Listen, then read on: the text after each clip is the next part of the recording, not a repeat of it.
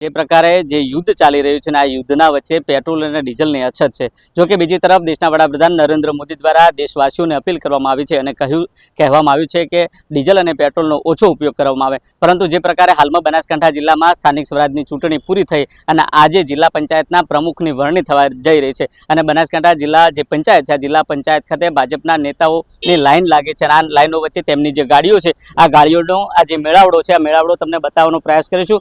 જે પ્રકારે જે વડાપ્રધાન નરેન્દ્ર મોદી દ્વારા અપીલ કરવામાં આવી છે અને આ અપીલ વચ્ચે નવજીવન દ્વારા રિયાલિટી ચેક કરવામાં આવી છે અને એક ગાડી ચાલુ છે અને આ ગાડીમાં ભારતીય જનતા પાર્ટીના સિમ્બોલ મારવામાં આવે છે અને તેમને પૂછવાનો પ્રયાસ કરીશું કયા પ્રકારે અહીંયા આવ્યા છે। શું કહેશો ભાઈ, ક્યાંથી આવ્યા છો? ક્યાંથી આવ્યા છો વડી? ક્યાંથી આવ્યા છો? તો ખરી ક્યાંથી આવ્યા છો? ક્યાંથી આવ્યા છો? ક્યાંથી આવ્યા છો? એમ તો પાલનપુરના છે। પાલનપુરના છો। આ ચૂંટણી આજે પ્રમુખની છે એટલે હા, તમને ખબર છે કે દેશના વડાપ્રધાને નરેન્દ્ર મોદીએ પેટ્રોલ અને ડીઝલની બચત કરવાનું કહ્યું છે? ખબર છે તમને? ખબર છે સાહેબ? મારા તો આજે તમારી ગાડી ચાલુ છે, ભાજપનો અંદર સિમ્બોલ છે। હવે તમે જ આ નિયમોનું પાલન નહીં કરશો તો જનતા કોણ કહેશે? સેલ બગડ્યો છે।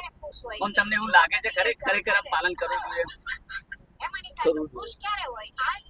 આપતા નહીં તો આમ ખરેખર શું છે? જો વડાપ્રધાન નરેન્દ્ર મોદી એમ કહેતા હોય કે ડીઝલ પેટ્રોલની અછત છે ને આ અછત વચ્ચે તમારે બચાવ કરવો જોઈએ, તો તમે આ ગાડી ચાલુ કરીને બેઠા છો તો ખરેખર કેટલું યોગ્ય છે?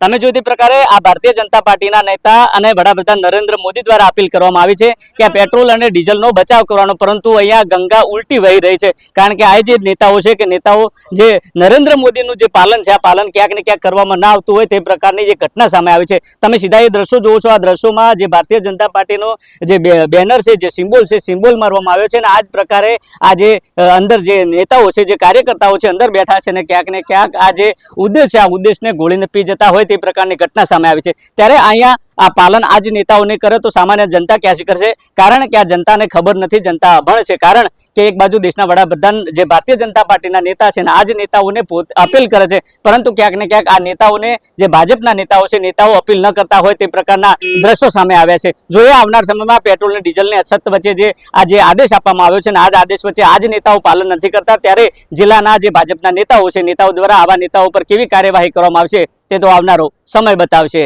દિનેશ ઠાકોર, નવજીવન ન્યૂઝ, બનાસકાંઠા।